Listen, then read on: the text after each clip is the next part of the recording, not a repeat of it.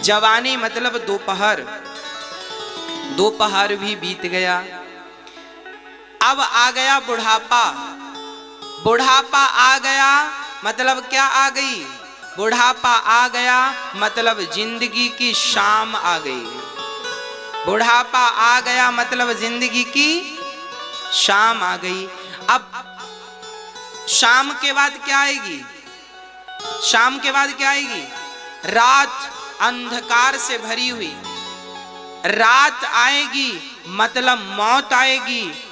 आपका बुढ़ापा आ गया है मतलब जिंदगी की शाम आ गई है। आप सुबह दिया बत्ती ना करो चलेगा, दोपहर को दिया बत्ती ना करो चलेगा, पर शाम को तो दिया बत्ती करना ही पड़ता है, दिया जलाना पड़ता है, प्रकाश करना पड़ता है, घर को रोशन से भरना पड़ता है। शाम को रोशनी की जरूरत पड़ती है मेरी माँ, और शाम की जलाई रोशनी रात को भी प्रकाशित कर देती है।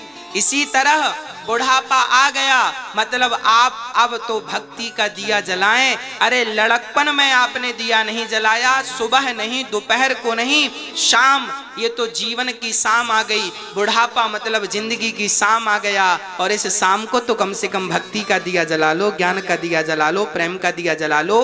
अब नहीं जलाओगे तो अब सीधी रात आएगी, अर्थात मौत आएगी, कुछ भी बचने वाला नहीं। जिनका बुढ़ापा आ गया है वो बिल्कुल सावधान, भक्ति का दिया जला लो, और जिनका आने वाला है वो भी सावधान। लड़कपन खेल में खोया, जवानी नींद भर सोया, और बुढ़ापा देख कर रोया। तो भक्तों, अजामिल जैसे पापी को मोक्ष मिला, अजामिल जैसे पापी को मुक्ति मिली। प्रिय भक्तों, एक बार इंद्र ने अपने गुरु का अपमान कर दिया। मैया जी, ओ मेरी माँ, ओ पंचायती मैया, होगी पंचायत, अब शांति से, बिल्कुल शांति से कथा सुनना है आपको, बिल्कुल शांति।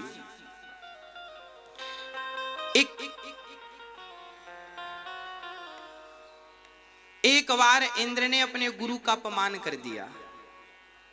जीवन में कभी अपने गुरुजनों का, बड़ों का अपमान ना हो, इसका आपको और हमें ख्याल रखना चाहिए। इंद्र ने गुरु का अपमान किया, गुरु जी नाराज होकर चले गए, और गुरु की कृपा हटी, इंद्र पर दैत्यों ने कब्जा कर लिया। इंद्र मारे मारे फिरने लगे, बचाओ बचाओ गुरु जी बचाओ। तब ब्रह्मा जी ने कहा गुरु की शरण ग्रहण करो, विश्वरूप को अपना गुरु बनाओ। तब विश्वरूप ने नारायण कवच की दीक्षा दी, और नारायण कवच से बलवान होकर इंद्र ने दैत्यों को पराजित कर दिया।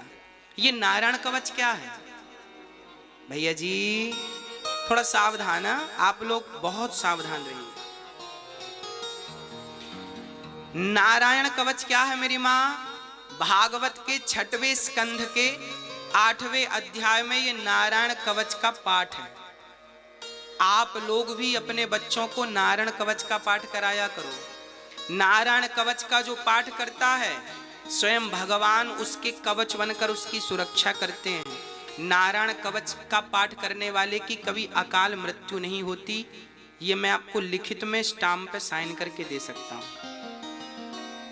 नारायण कवच का नित्य पाठ करने वाले की कभी भी अकाल मृत्यु नहीं हो सकती। इसलिए नारायण कवच का पाठ किया करिए, बच्चों को कराया करिए। आपके घर में भागवत जी हैं कि नहीं हैं? भागवत गीता अलग है और श्रीमद् भागवत अलग है। श्रीमद् भागवत गीता केवल 700 श्लोकों की है, और श्रीमद् भागवत महापुराण 18,000 श्लोकों का है। गीता प्रेस से श्रीमद् भागवत निकलती है, दोनों 2 खंडों में होती हैं। ऐसे वो खंड होते हैं, मैं आपको बता दूं, कभी जाइए, ये देखिए, ये प्रथम खंड है। एक ऐसा ही इतना बड़ा एक दूसरा खंड भी होता है, द्वितीय खंड। प्रथम खंड, द्वितीय, इन दोनों खंडों में भागवत होती है। एक तरफ संस्कृत होती है, एक तरफ हिंदी होती है। इसी में छठवें स्कंध में 8वें अध्याय में नारायण कवच है। नारायण कवच की इतनी सी पुस्तक भी आती है, 8-10 रुपए की गीता प्रेस से निकलती है, उसको खरीद लें और नारायण कवच की पुस्तक बच्चों के बैग में रख दें, बच्चों के बैग में, और एक शब्द ही सही नारायण कवच का बच्चों को पढ़ाया करिए। नारायण कवच यहां से शुरू होता, इतना पवित्र कवच है ये भागवत में। इसलिए भागवत सुन लेने मात्र से सारे कवच भी हो जाते हैं, सारे स्तोत्र भी हो जाते हैं, सारे गीत भी हो जाते हैं। इसलिए भागवत जी की पोथी अभी बैठ रही है, तो आप भी पूर्वजों के लिए बिठा सकते हैं, ताकि आपके जीवन में भी एक कवच आपको प्राप्त हो। नारायण कवच का वर्णन हम कर रहे हैं। ओम हरिर्विदध्यान मम सर्वे रक्षाम न्यस्तांग्रिपद्मः पतगेन्द्र पृष्ठे दरारि चर्मासिगदे सुचाप पाषाण दधानोष्टिगुणोष्टिबाहुः जले सुमां रक्षतु मत्स्यमूर्तिर्यादो गणेभ्यो वरुणस्य पासात् स्थले सुमाया वटुवामनो व्यात् त्रिविक्रमः खेवतु विश्वरूपः। ऐसे नारायण कवच का बड़ा अद्भुत वर्णन है, और आप नारायण कवच बच्चों को पढ़ें, कल्याण होगा।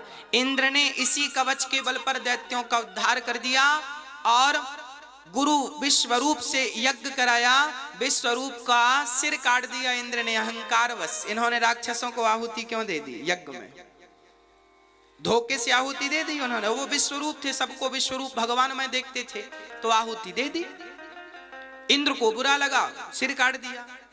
तब इंद्र को ब्रह्म हत्या लगी, तब इंद्र ने अपनी हत्या 4 लोगों में बांटी, स्त्री को, वृक्ष को, जल को, और वृक्षों को, स्त्री को, जल को और पृथ्वी को। पृथ्वी में बंजर भूमि के रूप में वो ब्रह्म हत्या, स्त्री में रज के रूप में, वृक्षों में गोंद के रूप में और जल में झाग के रूप में वही ब्रह्म हत्या नजर आती है। इंद्र ने 4 लोगों में ये ब्रह्म हत्या बांटी और इंद्र उस हत्या से मुक्त हो गए। तब विश्वरूप के पिता का नाम था त्वष्टा।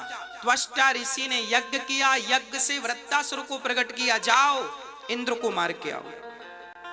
इंद्र को मारने चले, तब इंद्र ने दधीची ऋषि की हड्डियों का वज्र बनाया। हमारे भारत में ऐसे ऐसे दानी हुए हैं जिन्होंने अपनी हड्डियां भी कल्याण के लिए दान कर दी। जन कल्याण में यदि हमारी हड्डियां समाज के कल्याण के काम आ रही हैं, तो हमने अपनी हड्डियां दान कर दी। दधीची इसका उदाहरण है, शिवी दधीची। ये शिवी वही हैं जिन्होंने एक तोते के बदले अपने शरीर को काटकर मांस दिया था, और ये दधीची वही हैं जिन्होंने हड्डियों का दान कर दिया। इसलिए कि मेरी हड्डियों से यदि समाज का कल्याण हो रहा है तो मेरी हड्डियां समर्पित हैं। प्रिय भक्तों, हमारे भारत में ऐसे दानी हुए हैं जिन्होंने हड्डियों का दान किया।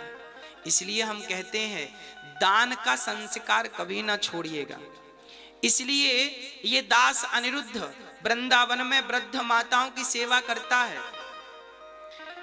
बहुत सारी माताएं वृंदावन रहती हैं, वो माएं जिनके बच्चों ने घर से निकाल दिया है, जिनके बच्चों ने दुत्कार दिया है, ऐसी वृद्ध माताएं वृंदावन में रहती हैं। और उन सभी माताओं के रहने की, खाने की ये दास अनिरुद्ध व्यवस्था करता है। बिहारी जी कराते हैं और आप सभी लोगों का सहयोग मिलता है। मैं आपसे केवल यही निवेदन करूंगा कि विधाता ने यदि आपको भी उन माँओं की उंगली पकड़ने के योग्य बनाया है, तो आप भी किसी एक माँ को गोद जरूर लीजिएगा, आप भी किसी एक माँ का सहारा जरूर बनिएगा। पैसे बहुत कमाते हैं, पर दुआएं कमाने का अवसर बार बार नहीं मिलता, और वो भी उन माँओं की दुआ। और मैं आपसे हाथ जोड़ के निवेदन करूंगा, उन माँओं की व्यवस्था कैसी होती है वहां, आप एक बार वृंदावन आकर अपने नेत्रों से देखें। वहां उन माँओं की, जिन बच्चों ने माँओं को घर से निकाल दिया है, अभी कल परसों मेरे पास यहाँ एक माँ आई और उन्होंने कहा बेटा हम वहीं आएंगे वृंदावन, हमारा बेटा सेवा नहीं करता। रोने लगी वो माँ। तब हमने उनसे कहा माँ आप आना, ये दास आपके बेटे ने घर से निकाल दिया तो क्या हुआ, ये अनिरुद्ध थोड़ी आपको अपने घर से निकालेगा, ये वृंदावन वो आपका घर है, आप आओ, आपकी वहां सेवा, आपकी रहने की खाने की संपूर्ण व्यवस्थाएं होंगी। आपका दिया हुआ एक छोटा सा योगदान, आप मात्र 21,000 रुपए देकर किसी एक माँ को जीवन भर भोजन देने का संकल्प ले सकते हैं। अच्छा बताओ, वृद्ध माँ की सेवा का जो बेड़ा हमने उठाया है ये सही है या गलत है? बताओ भैया जी, आप बताओ सही है कि गलत है? सही है, आप बताइए भैया जी। अच्छा है, मैया आप बताओ। आप सहयोग कीजिए मत कीजिए, पर आशीर्वाद यही दीजिए कि मैं अंतिम सांस तक अपनी मां की सेवा करता रहूं। आशीर्वाद तो दे ही सकते हैं। एक चित्रकेतु नाम के एक राजा, जिन्होंने सब कुछ था, चित्रकेतु के पास पुत्र नहीं था। एक संत की कृपा से, एक संत जी से कहा महाराज बेटा नहीं है, कृपा करो तो बेटा हो।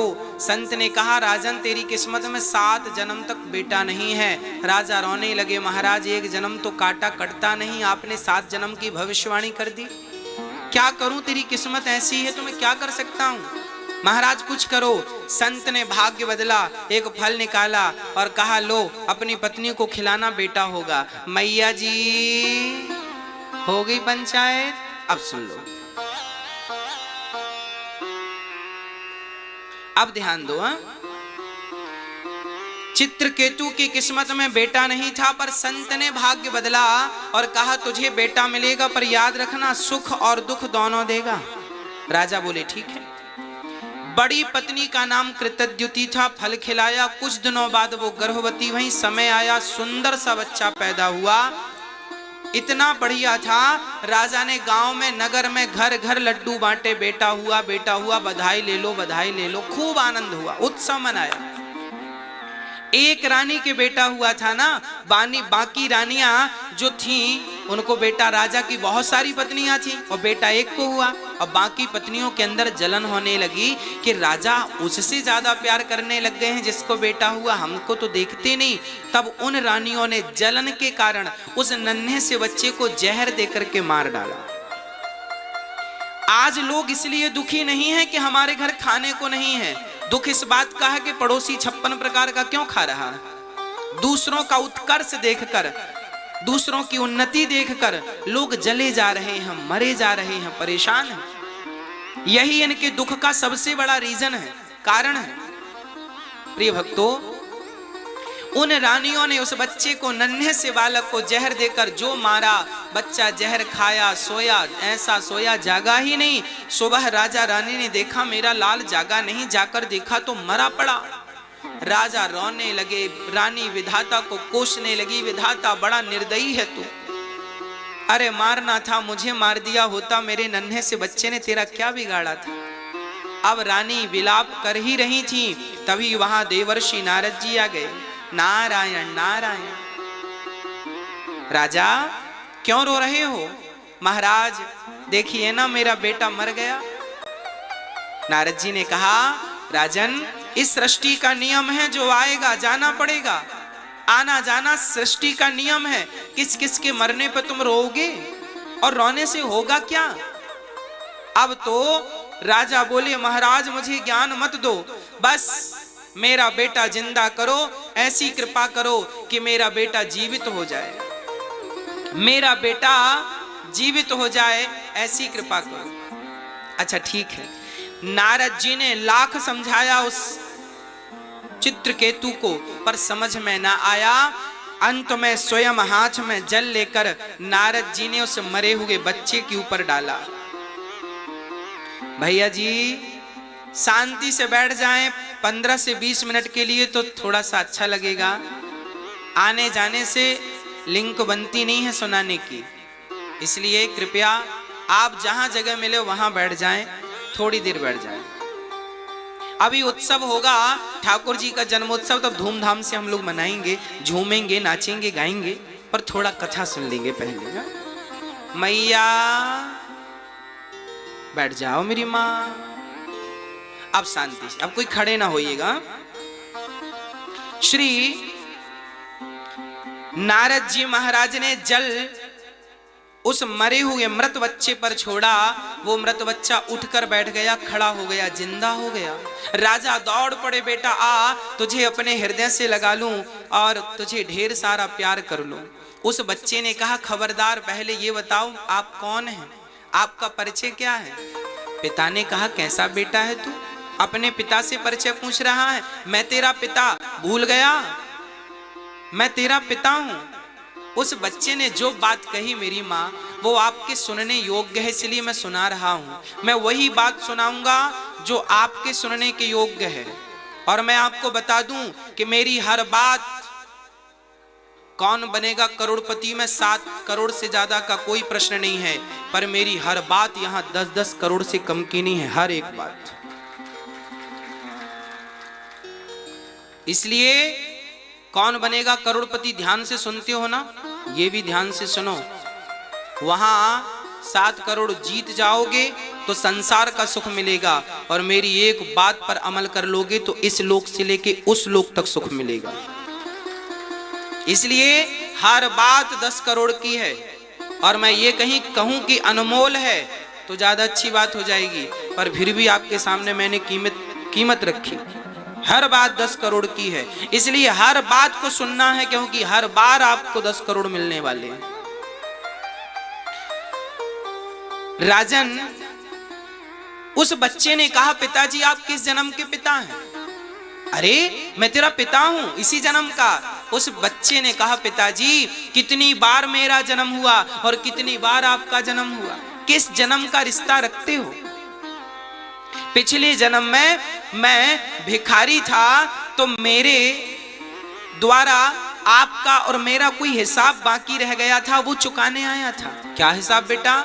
तब उस बच्चे ने कहा, पिताजी मैं पिछले जन्म में भिखारी था और आपके घर भीख मांगने आया था, तो आपने मुझे गेहूं का आटा और साथ में गाय का सूखा हुआ गोबर, ओपले, कंडे आपने मुझे दिए।